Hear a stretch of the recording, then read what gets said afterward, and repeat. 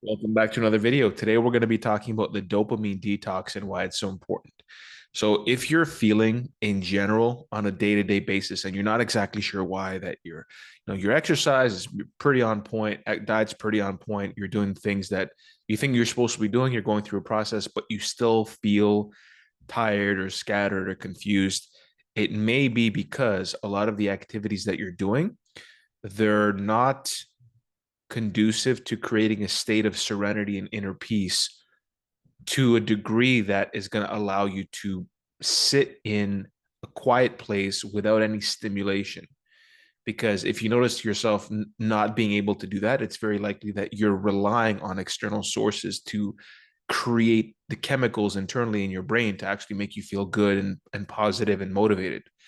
So you might be thinking, well, that's normal, that's natural. Of course, we need goals. We're goal-oriented creatures. We have targets.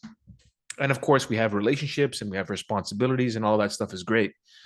But if you notice that consistently you're not able to sit in silence and just stare at a window or with your eyes closed, meditating, or just sit on the couch and literally do nothing, don't even read. If you find yourself being extremely uncomfortable in that place, it may not necessarily be that you're avoiding something internally, although oftentimes it is. It may be because that you've conditioned yourself to feel good only by doing specific things. And you always have to be doing something, or at least something specific. Otherwise, you can't just sit there and be able to self generate without any stimulation, any positive feelings. Now, I'm not saying to do this I'm not saying to devote your life to this. This is not the point. But the dopamine detox typically is involving you removing stimulation to a degree that is not going to hinder your life, hinder the progress that you're trying to make in your life, but eliminating any extraneous or not any stimulation that isn't a priority for you to do anything that you need to do. So what I'm trying to say is, if you find yourself constantly doing something for entertainment purposes or learning purposes, but it's not necessarily moving you towards a specific goal that you're trying to attain, you're just doing it just because you want to feel like you're stimulating your brain and you're doing things to keep yourself occupied, that might be a sign that you're relying on other things to make you feel good. And obviously the same applies with vices, with drugs, alcohol, watching entertainment, YouTube videos, Netflix, things of that nature, movies repeatedly, and then and you're always finding yourself doing something or watching something.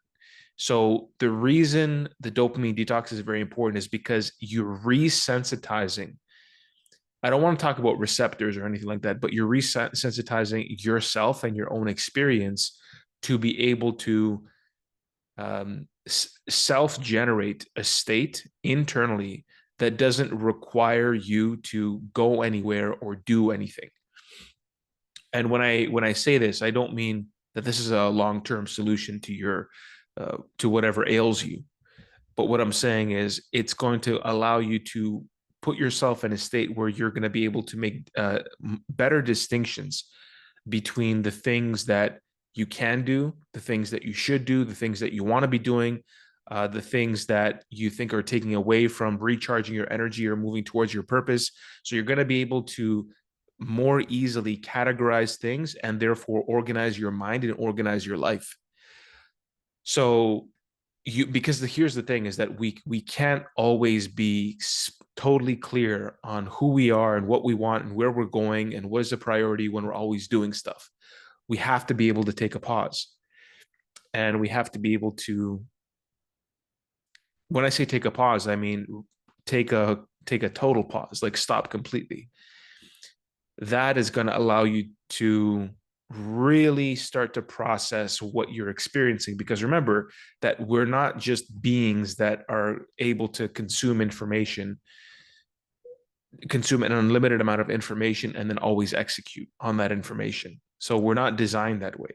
So we're designed to have downtime, to have time where we're not doing anything, where we're just in our tribe, in our groups, by the fire, or just sitting there like looking at the sky. You're allowing yourself to relax, because that relaxation, because when we're always tense and we're not relaxed, that relaxation allows you to reset your mind and to recalibrate things and to be able to put your attention on things that perhaps you were neglecting, either internally or externally. And then you're better able to make the adjustments, because oftentimes if you're driving somewhere, and I've made this analogy before, I think on an article that I wrote, is that if you need to be going in the opposite direction, sometimes the road is too narrow for you to just make the turn. You have to literally stop. So let's say metaphorically, you're the car. You have to literally stop and do a 3-point turn and go in the other way to take a different road. So it's not like when you're always moving, it's hard to make the adjustments, especially if those adjustments are things that are not being immediately salient. They're not like noticeable to you. And so when they're not noticeable, or when they're not obvious, sometimes it's really important in multiple times throughout the day, every day, to take pauses, to stop for 10 minutes, 15 minutes, however long you can, and just allow yourself to sit there in silence and do nothing, and just allow yourself to be present with whatever you're experiencing. And instead of thinking about the next thing, make an intentional effort to relax your mind, so that way you can allow any insights that might emerge to come naturally, as opposed to you forcing things.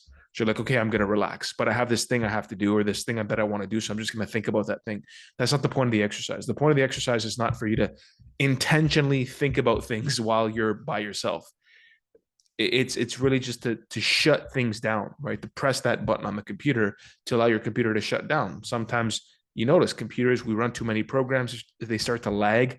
We start to lag. You think that you're performing optimally, but you only think that you're performing optimally because you've been in that state for so long. So you don't know how much better it could be. So just like a computer that works very slowly, and then over time we become accustomed to how slow it moves, we have to reset it. We have to restart it to allow everything to emerge again from the ground up. And sometimes the software has to update. We're like, oh, I didn't know the software needed to be updated. Yeah, you wouldn't have known unless you hit the reset button. So sometimes things will be revealed to you that you didn't know were going to be revealed. You didn't know these things needed to be discovered internally until you reset and you're like, oh, I needed that software update. So just keep that in mind. It doesn't have to be something very long, like a week-long meditation retreat or doing anything crazy, but just giving yourself space throughout the day where you can sit for 10, 15 minutes at a time, where you're not intentionally thinking, but you're just there in silence without any external stimulation.